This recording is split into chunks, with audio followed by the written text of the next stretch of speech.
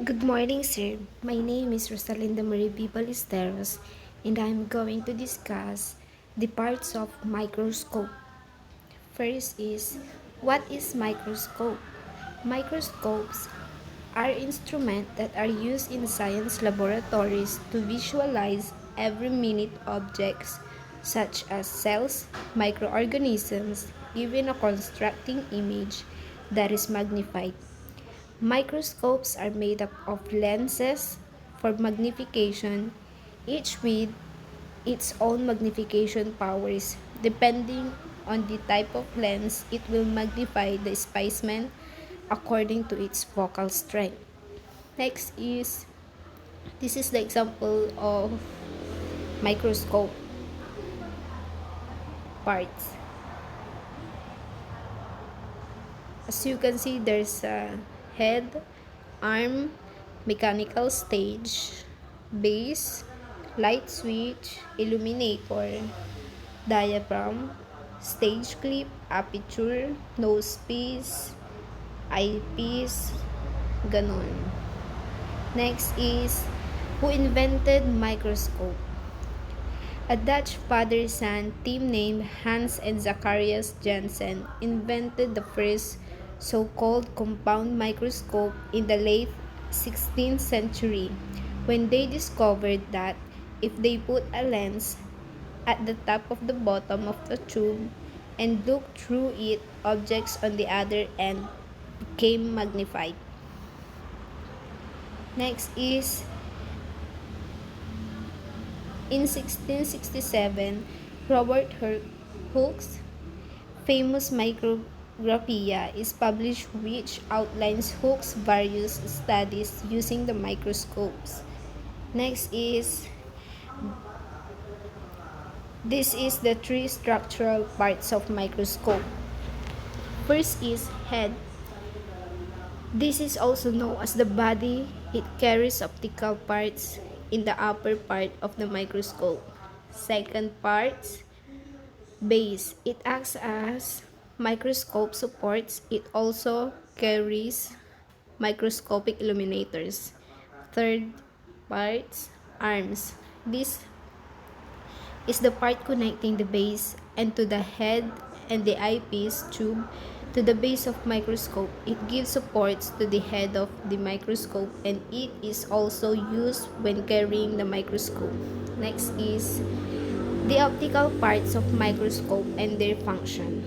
First, eyepiece. Eyepiece, also known as the ocular. This is the part used to look through the microscope. It is found at the top of the microscope.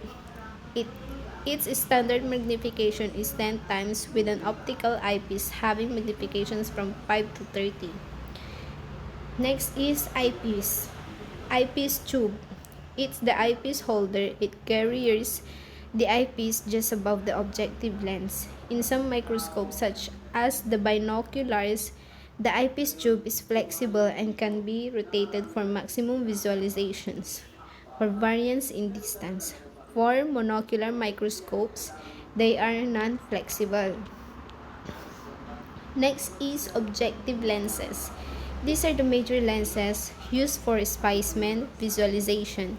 They have a magnification power of 40 to 100. There are about 1 to 4 objective lenses placed on one microscope, in that some are rear facing and other face forward. Each lens has its own magnification power. Next is nose piece, also known as the revolving turret. It holds the objective lenses. It is movable, hence it can revolve the objective lenses depending on the magnification powers of the lens. Next is the adjustment knobs. These are knobs that are used to focus the microscope. There are two types of adjustment knobs: fine adjustment knobs and coarse adjustment knobs. Next is stage. This is the section on which the specimen is placed for viewing. They have stage clips that hold that the specimen slides in place. The most common stage is a mechanical stage, which allows the control of the slides by moving the slides using the mechanical knobs on the stage instead of moving it manually. Next is aperture. This is a hole on the microscope stage through which the transmitted light from the source reaches the stage. Next is microscopic illuminator. This is the microscope light source located at the base. It, it is used instead of a mirror.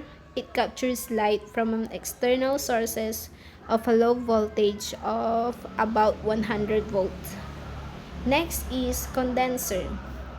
These are lenses that are used to collect and focus light from the illuminator into the specimen. They are found under the stage to the diaphragm of the microscope. They play a major role in ensuring clear, sharp images are produced with a high magnification of 400 and above. The higher magnification of the condenser, the more the image clarity. More sophisticated microscopes come with an AB condenser that has a high magnification about 1000. Next is diaphragm. It's also known as the iris. It's found under the stage of the microscope, and its primary role is to control the amount of light that reaches the specimen.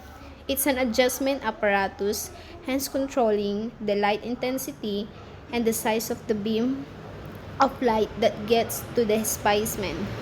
For high-quality microscope, the diaphragm comes attached with an AB condenser, and combined, they are able to control the light focus and light intensity that reaches the specimen. Next is condenser focus knobs. This is a knob that moves the condenser up or down, thus controlling the focus of light on the specimen. Second, AB condenser. This is a condenser specially designed on high-quality microscopes, which makes the condenser to be movable and allows very high magnification of above 400. High-quality microscopes normally have a high numerical aperture than objective lenses. Next, the rack stop. It controls how far the stage should go, preventing the objective lens from getting too close to the specimen slide, which may damage the specimen. It is responsible for preventing the specimen slides from coming too far up and hit the object lenses. Thank you for listening. Keep safe, everyone.